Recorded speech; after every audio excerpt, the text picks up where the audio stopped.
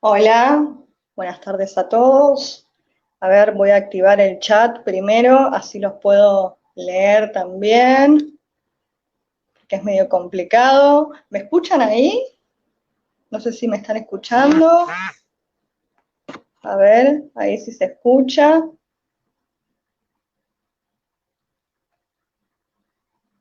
Bueno, a ver. Bueno, siguiendo un poco la temática que venía la tocaya, charlando sobre nuestra identidad profesional. En este caso yo voy a hablar de la inclusión en políticas públicas del psicólogo social. Básicamente voy a contarles mi experiencia de casi 10 años en políticas públicas, eh, específicamente en el abordaje a personas con trastorno mental severo en situación de calle, que para llegar a tener una política pública en salud mental específica tuvimos que caminar bastante. Y como son casi 10 años, he preferido escribir una suerte de punteo para poder contextualizar, sobre todo a los compañeros latinoamericanos que nos están escuchando, para que se pueda entender un poco cómo nacen estos abordajes. Específicamente, esto se da en la ciudad de Buenos Aires, ¿sí? No así por lo pronto en las provincias, por lo menos hasta donde yo tengo entendido. Bueno, entonces, las sucesivas crisis políticas y socioeconómicas a nivel mundial y nacional sostienen el incremento de las personas en situación de calle. Esta es una realidad ineludible. En el año 2011 ingreso al programa Buenos Aires Presente del gobierno de la ciudad de Buenos Aires, en ese entonces perteneciente al Ministerio de Desarrollo Social de Ciudad, de la ciudad de Buenos Aires. Este programa específicamente se dedica al abordaje de las personas en situación de calle, ¿sí? Es un programa asistencial que trabaja todos los días de la semana, las 24 horas al día, ¿sí? La idea es acercarse a las personas que se encuentran en situación de calle y poder entablar alguna vinculación para poder asistirlos, sobre todo en la cuestión habitacional y alimentaria, digamos. No así en ese entonces eh, la cuestión de salud, ¿sí? Perdón, estoy como, abro los chats por un lado y se me va la imagen por el otro. Bueno, entonces, mi ingreso en el 2011 a este programa, Buenos Aires Presente, y mi participación en casi todas las áreas, porque este programa tiene como diferentes áreas, mapa de familias a riesgo, es decir, equipos que se especializan exclusivamente en familias en situación de calle, tiene que haber niños, papás y niños, mamá y niños, papá y niños, pero siempre lo fundamental es niños, para que este área específica se dedique. Después está un área jurídico en donde se responden las cuestiones judiciales que llegan al programa. Luego está lo que es en sí el Buenos Aires Presente, que son diferentes camionetitas con equipos que lo que van a hacer es recorrer toda la ciudad de Buenos Aires para responder a esta demanda que ingresa por un call center, que acá en la ciudad de Buenos Aires es el 108. Vecinos, transeúntes, funcionarios públicos, médicos, hospitales, trabajadores sociales, etcétera, infinidad. Cualquiera que quisiese pedir la asistencia de una persona en situación de calle, llama a este teléfono, al 108, y ahí hace la demanda para que se lo vaya a asistir. Y el Buenos Aires Presente lo que hace es justamente concurrir a esta demanda para poder asistir a abordar a la persona y asistirla. Yo por una cuestión de elección y quizás de suerte, pasé por todas las áreas de ese programa, casi todas, eh, y estuve varios años en la supervisión del programa de Buenos Aires Presente, y lo que me pasaba ahí es que tenía como esta suerte de escucha respecto de los compañeros que trabajaban en la calle, ¿sí? Yo también salía de vez en cuando, pero mi función más que nada estaba adentro de la oficina y era supervisando, digamos, los equipos en calle. Y a su regreso hacíamos una suerte de supervisión cuando podíamos, y había ciertos puntos, ciertas personas que quedaba siempre como esa sensación de imposibilidad de asistirlos por la patología psiquiátrica, por el padecimiento mental que tenían. Y durante muchos años hubo un gris bastante importante, legal, político, respecto de a quién le corresponde una persona en situación de calle con trastorno mental. El Ministerio de Desarrollo Social decía a salud nunca llegaba, porque si a salud mental nos cuesta llegar a los que tenemos una casa, una familia, una red de contención, pensemos en qué momento podría llegar a los dispositivos de salud una persona en situación de calle. Es casi imposible. Sin embargo, el debate era, bueno, es de salud, es de desarrollo social, y, digamos, en el medio quedaban estas personas sin ningún tipo de abordaje, porque desarrollo social, digamos, llegaba hasta un límite en donde decía, no podemos hacer más nada, este señor siempre está igual, y salud decía, bueno, acá no llega, yo no lo voy a ir a buscar a la calle. En esta encrucijada, con una colega que seguía un poco mis locuras, varias colegas seguían un poco mis locuras, armamos un proyecto. Originalmente lo comencé yo, lo presenté en varios lugares, bueno, no les pareció interesante ni pertinente, digamos, total, todo funcionaba así desde hace años, ¿por qué modificarlo?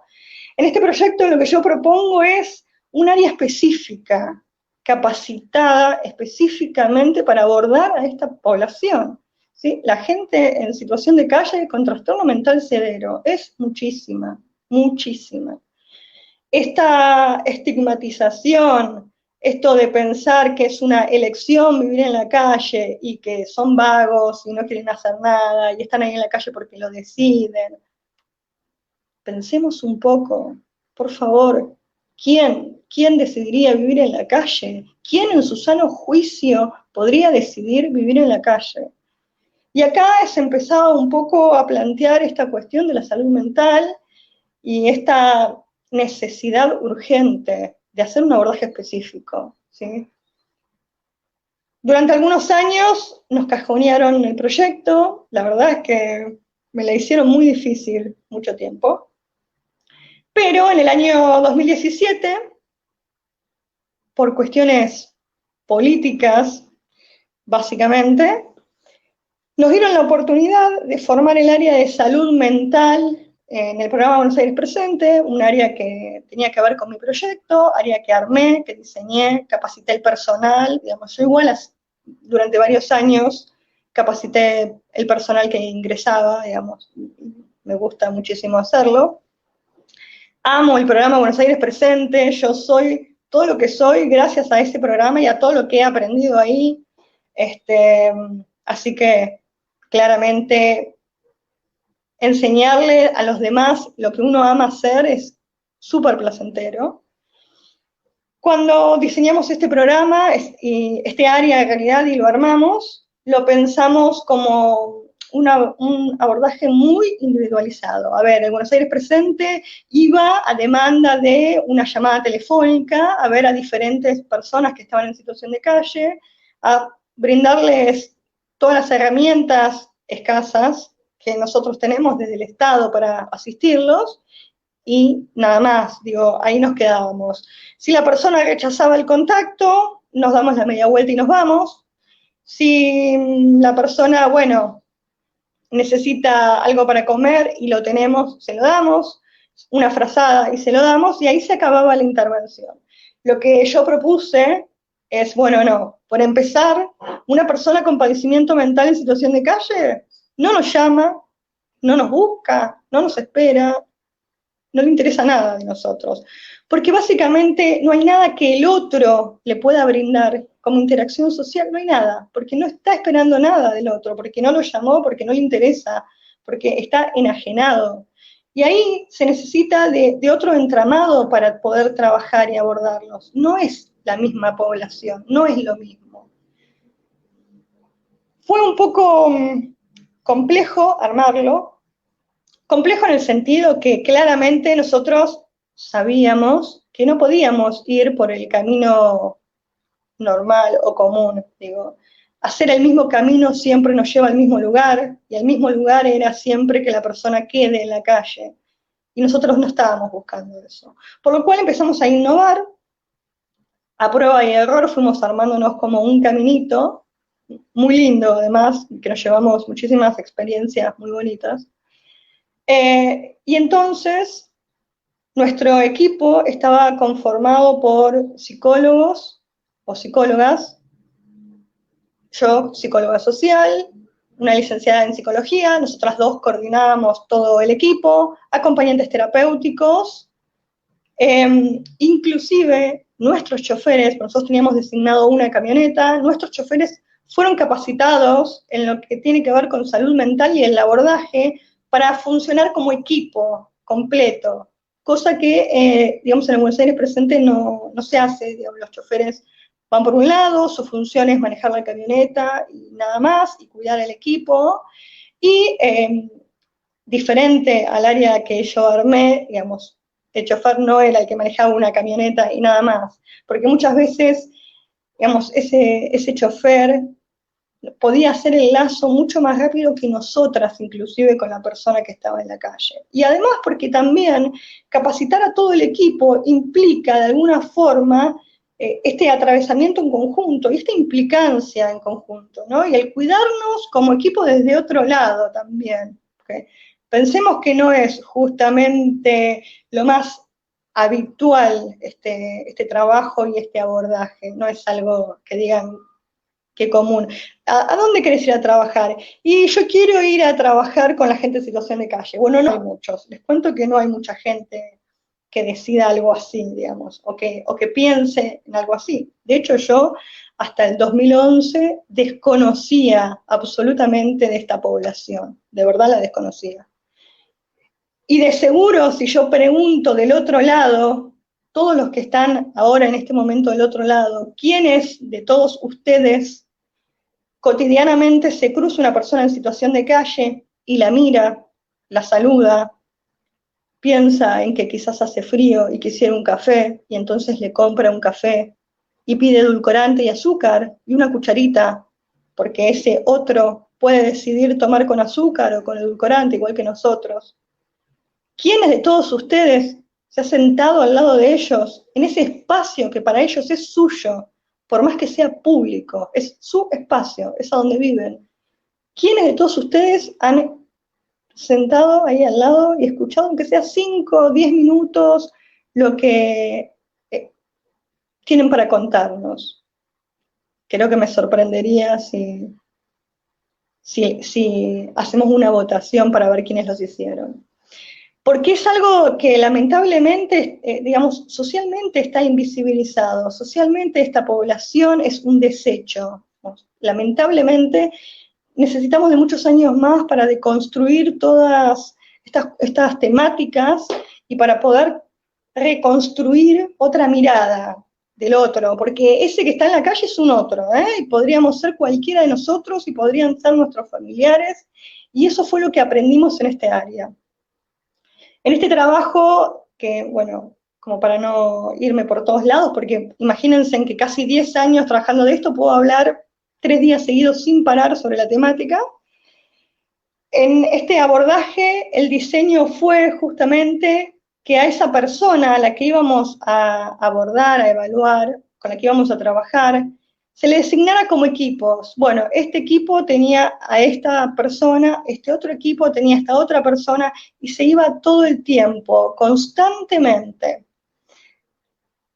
Es bastante frustrante al principio, porque bueno, al principio obviamente o no nos reciben, o no nos miran, o nos mandan a la casa de algún familiar nuestro, o nos ignoran, ¿no? Pero la experiencia hizo que entendiéramos que teníamos que ir seguido, constantemente, le dejábamos las cositas como ahí al costado, por más que me las revolearan, digamos, íbamos todo el tiempo, y más tarde, más temprano, digo, en la visita 5 o en la visita 10, esa persona nos estaba esperando, claramente nos estaba esperando. Y por añadidura, unas visitas más terminaba lográndose este vínculo que empezó hace mucho tiempo, ¿no? Cuando le dejábamos esa cosita de costado y nos íbamos, porque no quería saber nada con nosotros. Y cuando empieza este vínculo, esta demanda desde el otro lado, es cuando podemos empezar a trabajar.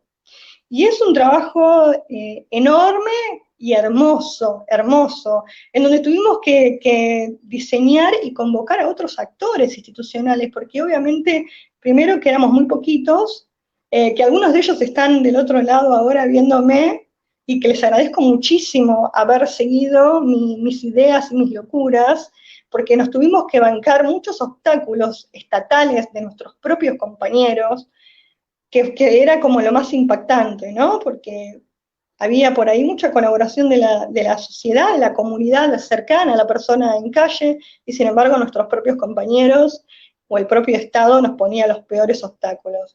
Y fue bastante difícil todo este abordaje. Así que yo sé que del otro lado hay varios de estos compañeros eh, a los cuales les agradezco mucho que hayan seguido mi locura y que todavía la sostengan, porque muchos de ellos siguen con estos abordajes. Bueno, en este entramado de poder conectarnos con estas personas que estaban completamente enajenadas, aprendimos que en esta vinculación nosotros entrábamos en el delirio de ellos, y es a partir de ahí, de poder entrar al delirio de ellos, de poder escucharlos, de poder sentarnos ahí, de poder compartir, porque nunca la mirada es desde arriba, nunca yo me quedaba parada cuando el otro estaba sentado, no, es imposible generar un vínculo con esta cuestión de jerarquía. Yo me sentaba al lado de ellos, claramente, como lo hacían todos mis compañeros. Nos sentábamos ahí, dialogábamos, escuchábamos, éramos testigos de su delirio, y a partir de poder hacer esto, es que empezábamos a recabar información de su propia identidad. Porque, a ver, chicos, nosotros no íbamos a evaluar a Juan Pérez o, no sé, Andrea Fernández. Nosotros íbamos a evaluar al rey Arturo, a la princesa Zeta, a la esposa de Liam Gallagher, no sé, a Harry Potter, infinidades de delirios hermosos, lo digo yo porque tiene que ver con un laburo, pero que no es hermoso, que está hablando de un dolor psíquico tremendo, tremendo, y sumarle a ese dolor psíquico ese lugar de objeto, ese lugar de desecho social, ese lugar de invisibilización, ¿no? Es espantoso, es como, fue como bastante triste encontrarse con todo esto, sobre todo cuando quienes quieren invisibilizar esta realidad son son tus propios compañeros o es el propio Estado, digamos, es como muy difícil. Porque, a ver, yo entiendo la señora o el señor de zona norte o de Recoleta que le molesta ese negro que tiene ahí en la puerta, y lo digo así, digamos, con esta tonalidad, porque así con esta tonalidad horrible es como nos los decían. Bueno, a este sacámelo de la puerta de mi casa porque me molesta. A este, ¿sí? Este era una persona con una historia atrás, con un montón de matices para laburar impresionantes. Yo les diría que inclusive a esos vecinos hasta podría comprenderlos mucho más que a nuestros propios compañeros. Recuerdo trabajando en el programa Buenos Aires Presente, en uno de los traslados que teníamos que hacer, una psiquiatra le dijo a mi compañera, que en ese momento estaba a cargo del traslado, que nosotros éramos el furor curandis de los negros de la calle. Y fue tremendo escuchar algo así. Al principio me enojé y después sentí tanta pena por ella porque nunca, jamás en ningún consultorio, en ningún hospital, en ninguna institución de salud mental van a poder ver las patologías que nosotros vemos en situación de calle. Nunca. Pero es un modo de ejemplo de que ustedes puedan ver qué es lo que nosotros atravesamos en la calle, ¿sí? Cuáles eran los grandes impedimentos, y además eso, ¿no? Como, bueno, che, ¿vos quién sos? Psicóloga social, y estás hablando de descompensación psicótica. Bueno, ¿desde qué posición, no? Porque ellos te miran desde arriba con la hegemonía médica. Y teníamos que luchar con todo esto, digo, en el medio de la ley de salud mental y de esta mala lectura que se hace desde hace mucho tiempo, porque la ley es muy buena, el problema es que los que son malos son los que la leen, porque las leen a conveniencia, ¿sí? En el medio de esta encrucijada ética, ¿no? Digamos, y este debate respecto de la ley y de la no internación psiquiátrica, nosotros teníamos que justificar que necesitábamos internarlos, que eran personas que estaban en riesgo para sí y para terceros, ¿no? Y fue como bastante difícil, hermoso, igual un trabajo hermosísimo. Podría contar miles de historias. Básicamente creo que hay una que resumiría y que todos ustedes conocen. Hubo una persona en situación de calle a quienes nosotras seguíamos desde hacía bastante tiempo, que lamentablemente fue identificada como la madre de una persona del mundo del espectáculo internacional, erróneamente, porque no es la madre de ninguna persona del mundo del espectáculo o artístico internacional, específicamente la madre de un cantante. Y esta señora, si bien es verdad, estaba con una patología grave, salud mental, y estaba en situación de calle, y estaba bajo nuestro seguimiento, no era una persona que en ese momento en que la abordábamos requiriera de una internación. La internación fue porque un periodista horrible, espantoso, que no tengo adjetivo para describirlo, empezó a hacer un show mediático con esta idea de esta vecina, de que esa pobre mujer era la madre de un artista internacional. Y a la señora la descompensaron. Los transeúntes, los vecinos, los periodistas que iban constantemente a donde ella estaba en la calle a hacerle preguntas todo el tiempo respecto de si era la madre de esta persona, ¿no? Caso muy interesante porque además esta señora, digamos, decía que era Rosalía de Castro, Kafka, Rockefeller, se daba un montón de identidades, pero jamás, jamás era la madre de este artista, porque no lo era, claramente porque no lo era. Ese caso que fue como muy resonante a nivel social e internacional también, hizo que yo pudiera contactarme con muchas otras instituciones. Interpol, Ministerio de Seguridad, Policía de la Ciudad, Consulado de España, un montón de instituciones que quizás en un primer momento jamás hubiésemos pensado que podíamos llegar a contactarnos, y empezar a visibilizar cada vez más el trabajo que hacíamos. Esta señora, digamos, le hicimos un proceso judicial, que es lo que se hace, que es lo que la ley de salud mental dice que hay que hacer, le pedimos una intervención a la justicia, lo hice yo, y se prosiguió a la internación psiquiátrica porque la descompensaron los vecinos, los transeúntes, los medios de comunicación, ¿no? El hostigamiento mediático, ese ensañamiento con darle una identidad que no tiene a una persona que además tiene todos sus derechos vulnerados, que está en la calle y que tiene una patología de su salud mental que es bastante dolorosa, porque me parece que hay algo que tiene que quedar todo el tiempo claro, es que atrás de esas personas hay mucho dolor, mucho dolor. Este caso fue como un hito para nosotros, como un caso quiebre, porque nos dio esta visibilidad que necesitábamos para poder empezar a mostrarnos en otros ámbitos y para que también el Ministerio de Salud nos reconociera.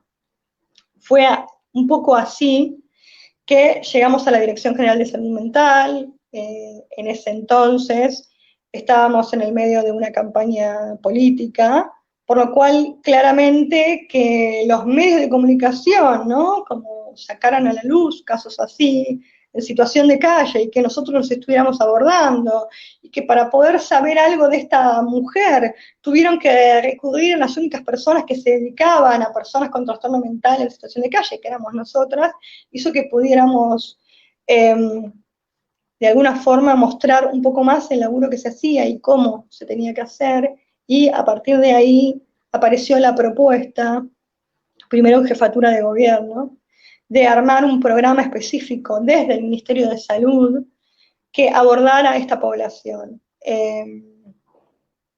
Bueno, fue ahí justamente donde se armó, digamos, con esta compañera en conjunto, diseñamos este programa de abordaje a personas con trastorno mental severo en situación de calle, en conjunto con quienes en ese momento estaban en la gestión también. Hicimos este traspaso, digamos, renunciamos a desarrollo social para armar este programa en el Ministerio de Salud, en la Dirección General de Salud Mental, y desde ahí, digamos, trabajar con equipos interdisciplinarios, ahí sí, como es salud, los equipos estaban conformados por psiquiatra, psicólogo social, operadores socioterapéuticos, acompañantes terapéuticos, y armamos todo un entramado. No tengo mucho tiempo más como para seguir extendiéndome, por eso trato de resumir lo más posible, pero armamos un entramado comunitario y social súper interesante, porque esta gente hay que identificarla también. Si yo no puedo internar al rey Arturo, yo tengo que darle una identidad porque la tiene. Y ahí es donde nos conectamos. Yo ya había tenido un primer acercamiento con el Interpol y con el Ministerio de Seguridad. El Ministerio de Seguridad tiene un área específica que se llama búsqueda e identificación de personas con identidad desconocidas, del Sistema Federal de Búsqueda de Personas Desaparecidas y Extraviadas, que esto es del Ministerio de Seguridad de Nación, que está a cargo del licenciado Nicolás Espert, quien a mí me ha acompañado y me ha ayudado muchísimo en este trabajo. Y luego nos contactamos con la policía de la ciudad, que justamente hay una brigada específica en la División de Búsqueda de Personas, la brigada número 7, que está a cargo del oficial primero Andrés Fernández. Esa brigada se especializa o se aboca a colaborar con la ley de salud mental, es decir, a realizar estos traslados de las personas con trastorno mental en situación de calle para ingresarlas a los hospitales y ser evaluadas. Bueno, el Ministerio del Interior, el RENAPER, una gran amiga mía, María Marta Croppi, que es coordinadora de un turno de ahí, también nos ha ayudado muchísimo, y entre todos armamos como un sistema en donde identificábamos a esta persona y buscábamos a la familia, y un poco lo que yo quiero remarcar es esto: estas personas, por lo menos el 80% de las que hemos trabajado nosotros, que han sido muchísimas, ¿sí? 200 en estos últimos 3 años. El 80% su familia la estaba buscando, se había cansado de buscarla, no sabía cómo proseguir, digamos, los venían a ver en la calle. No se trataba de una cuestión económica entonces, se trataba de una cuestión de salud mental, de una descompensación psicótica que los llevó a la calle. Y, digamos, de alguna forma, era el trabajo en conjunto el que hacía que volvieran a casa, porque no fue nosotros solos, no es solo psicólogos, no es solo salud mental, digamos, es todos, es la comunidad toda por completo la que fue colaborando para que puedan volver a casa. Bueno, resumidamente esto, ya no me queda más tiempo, tienen que seguir mis colegas, así que un poco era transmitir la experiencia de cómo el psicólogo social puede incluirse y puede generar políticas públicas, porque las políticas públicas estas fueron diseñadas por nosotros, y bueno, incitar a que lo hagan todos ustedes, a que se propongan, digamos, en estos espacios en donde vemos que hay grises, o que no hay nada, empezar a armar proyectos y a promulgarlos para poder abordar todas las problemáticas que se nos van presentando. Y por último, agradecerle enormemente a Janina por este tremendo labor de hacer este congreso latinoamericano, y a Daniel González, que es un gran amigo, un gran compañero, y que siempre está atrás de la lucha por la posición profesional de los psicólogos sociales, y eso me parece que es algo admirable de él. Así que muchísimas gracias a ambos. A ver, tengo un montón de chat, perdón, pero era como muy difícil poder hablar del tema y leerlo todo. Uf, hay un montón. Un montón. Les agradezco a todos por todos los mensajes. Voy a ver si quedan ahí, si los puedo leer, porque se acabó mi tiempo, le tengo que dejar el lugar a mis compañeros. Les agradezco a todos y los invito a que se queden, porque es súper interesante tanto el Congreso hoy como mañana. Muchas gracias.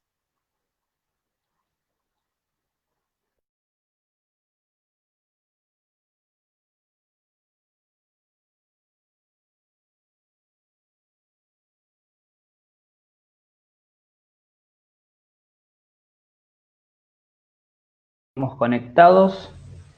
No sé si mi compañero Jonathan ya está. Bueno, hola, ¿qué tal? ¿Cómo estás, Nata? Hola, Jonathan, un gusto volver a verte. Saludos Igualmente. a todos los que nos están viendo ahí. Para toda la Saludos. audiencia.